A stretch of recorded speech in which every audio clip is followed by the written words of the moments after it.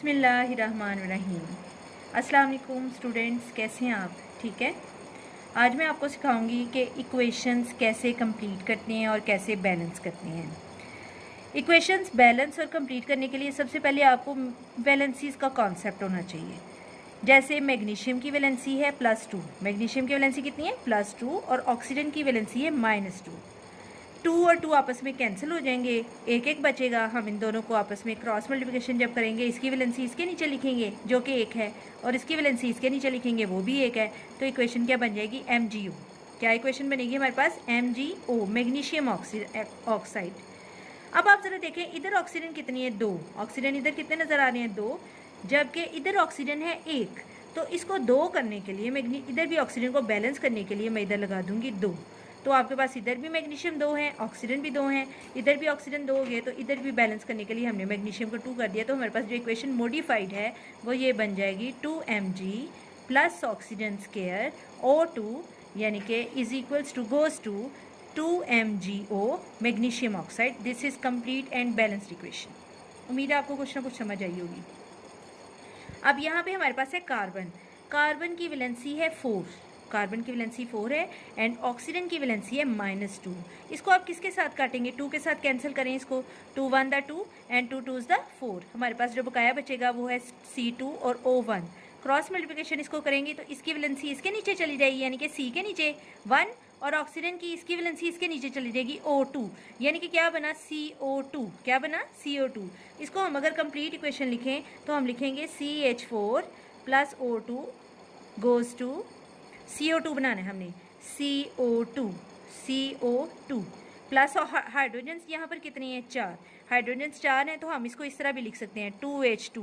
अब आप ज़रा देखें कि वाटर बनना है 2H2O। यहाँ पर ऑक्सीजन कितनी है? 2, और यहाँ पर भी कितनी ऑक्सीजन है? 2। 2 और 2 हो गए 4। 4 को हमने इधर पूरा करना है। इधर हम अगर 2 लिख दें तो 2 2 बार 4, ऑक्सीजन इधर भी 4 और इधर भी 4, हाइड्रोजन इधर भी 4 तो इधर भी 4, कार्बन इधर भी 1 तो इधर भी 1, ऑक्सीजन इस तरफ कितने हैं? ये देखिए ऑक्सीजन 2 2 बार 4 ऑक्सीजन है, 2 ऑक्सीजन ये और 2 ऑक्सीजन ये, ऑक्सीजन भी कंप्लीट, हर चीज़ बैलेंस्ड है। इसको ज़रा मैं आपको नीट लिख दूँ तो ये हो जाएगी CH4 plus 2O2 goes to CO2 plus 2H2O। इसके बाद ये फीरस की है। फीरस की वैलेंसी बहुत आसान है। फीरस की है -2, ऑक्सीजन की है +2, ऑक्सीजन की भी 2 है, दोनों आपस में दोनों की -2 है, +2 है। इसको हम 2 को 2 के साथ कैंसिल करेंगे, 1 1, इसके नीचे भी 1 आ जाएगा, इसके नीचे भी 1, और सिंपल हमारे पास बन जाएगा FeS। इसको आप simple FeS goes to ferrous oxide.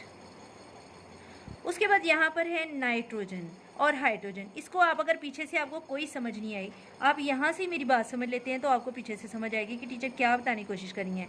Nitrogen की वैलेंसी 3 है, हाइड्रोजन की 1 है, इसकी वैलेंसी इसके नीचे लगाएं, इसकी वैलेंसी इसके नीचे लगाएं तो आ जाएगा N1, 1 तो लिखते ही नहीं है, और H की हो जाएगी 3। क्या फार्मूला बना? NH3।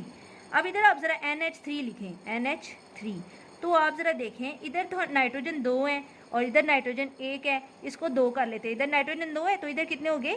इधर भी 2 हो गए, नाइट्रोजन बैलेंस हो गया। मसला किसका खड़ा हो गया? हाइड्रोजन का। इधर हाइड्रोजन 2 है तो इधर हाइड्रोजन 2 3 बार 6 हैं। इसको हमने, इसको भी 6 बनाएंगे, इसको हम 6 इस तरह बनाएंगे। आप कैसे 2 को मैं किससे ज़रब दूँ जो 6 बन जाए?